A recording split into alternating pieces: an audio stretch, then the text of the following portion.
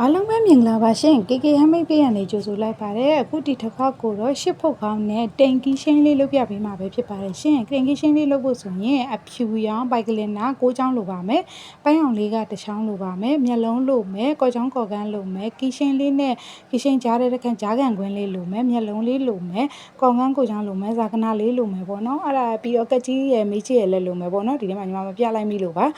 ပထမဦးဆုံးအဖြူရဲ့အဖြူကို 15cm 6ချောင်းလုပ်ပါမယ် 20cm က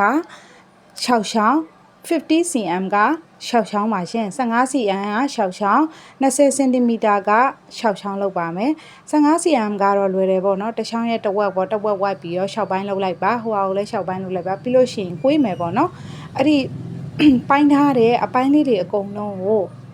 20cm ကိုလည်းကွေးပါမယ် 15cm ကိုလည်းကွေးပေးမယ်ပေါ့နော်အခုဗီဒီယိုတွေကပြထားသလိုမျိုးလေးပဲလိုက်ကွေးလိုက်ပါကွေးပြီးတော့ကော့ချောင်းနဲ့ကော်ကန်းလေးကိုလည်းကြိုဖွင့်တာပေါ့နော်အားလေးကိုပြီးလို့ရှိရင်ပြန်ခောက်ပြီးတော့ကော်လေးနဲ့ကတ်လိုက်မယ်ပေါ့နော်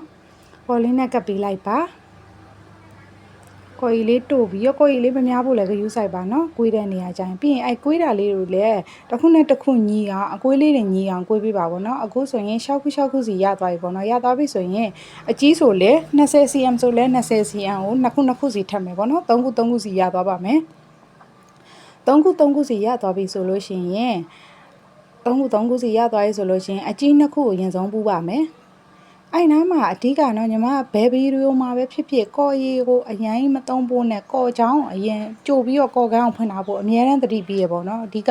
သူကလေပိုက်ကလေးနာကကော်ရီပေးသွားရင်လုံးဝမလှတော့ရုပ်ပြက်သွားတာကိုလှုပ်ထားတာလေးပါပျက်စီးသွားရပေါ့နော်ပင်ပန်းပြီးတော့လှုပ်ထားတဲ့ဟာလေးပါပျက်စီးသွားပါတယ်အကြီးနှစ်ခုကတ်မယ်ကတ်ပြီးလို့ရှိရင်အကြီးနှစ်ခုအောက်မှာအသေးလေးကတ်မယ်အားအကြောင်းမလို့ကော်ချောင်းကော်ကန်းကိုကြိုဖွင့်ထားပါကော်ရီကိုလည်းလူသလောက်ပဲသုံးပါကော်ရီတွေအများကြီးမှာကတ်တာမျိုးမဟုတ်ပါဘူးကော်ချောင်းအပြုံရင်ကတ်ပါတယ်အားကြောင့်မလို့ကော်ရီလေးကိုကြိုပြီးတော့ကော်ကန်းလေးကိုကြိုဖွင့်တာပေါ့နော်အကြီးနှစ်ခုအောက်မှာအသေးပြီးလို့ရှိရင်အဲ့ဒီအသေးလေးရဲ့ဘေးမှာအကြီးနောက်တစ်ခုကတ်ပါမယ်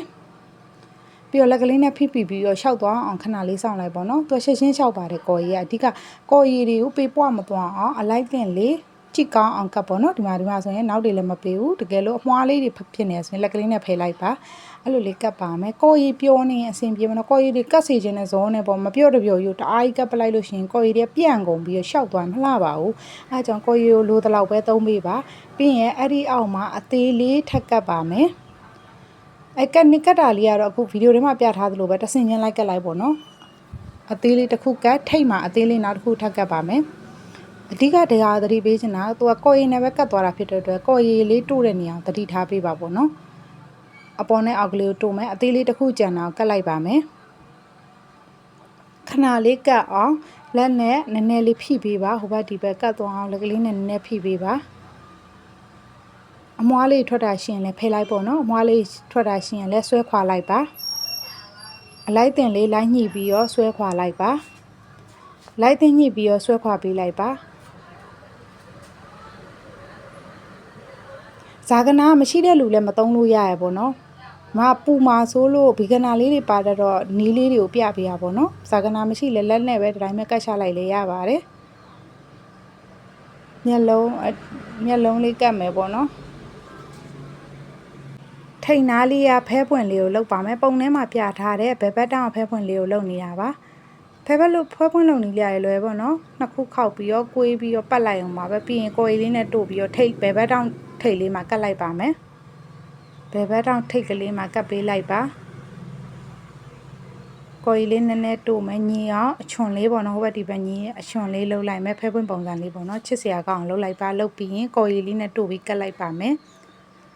ညီမမှာတော့ accessory ရရှိပြီးသားဆိုတော့အမှန်တကယ်ကတော့ accessory လေးအသုံးပြပါတော့ဒါပေမဲ့ beginner လေးတွေကကြည့်ပြီးလိုက်လို့တဲ့ခါကျရင်အဆင်မပြေမှာမဆိုးလို့တခြားသူတို့က accessory တချို့ဆိုရင်စလောက်ခါစားဆို accessory အများကြီးမရှိသေးအဲအကြောင်း bike cleaner နဲ့ပဲအဓိကသုံးပြီးလုပ်ပြထားတာပေါ့နော်ဖဲပွင့်လေးကတော့အမှန်တကယ်ညီမမှာ accessory တွေအများကြီးရှိပါတယ်တခြားဟာလေးတက်ပြလိုက်ရရပေါ့နော်အခုကတော့မျက်လုံးနေအောင်နေရာရှာပါမယ်ဖဲပွင့်အောင်နာလေးမှာအကြီးရဲ့နှစ်ခုပေါ်မှာဟိုဘက်နည်းနည်းကော်ရီကိုအများကြီးမတို့ပါနဲ့နော်မျက်လုံးစာလောက်လေးပဲနည်းနည်းလေးတို့မယ်တို့ပြီးရင်ဇာကနာရှိရင်လည်းဇာကနာပေါ့ဇာကနာမရှိတဲ့လူကလည်းမျက်လုံးအသားလေးပဲအပေါ်ကနေရှာလိုက်ရင်လည်းရပါတယ်ဒါလက်မပူကော်ရီတွေပါမလာအောင်လို့သေးတဲ့ဟာဆိုရင်အဲ့လိုလေးကတ်ခိုင်းတာပေါ့နော်ဟိုဘက်ဒီဘက်မျက်လုံးလေးတက်လိုက်ပါမယ်ဟိုဘက်တစ်ချမ်းဒီဘက်တစ်ချမ်းအောင်မျက်လုံးလေးနှစ်ခုကိုကတ်ပေးလိုက်ပါ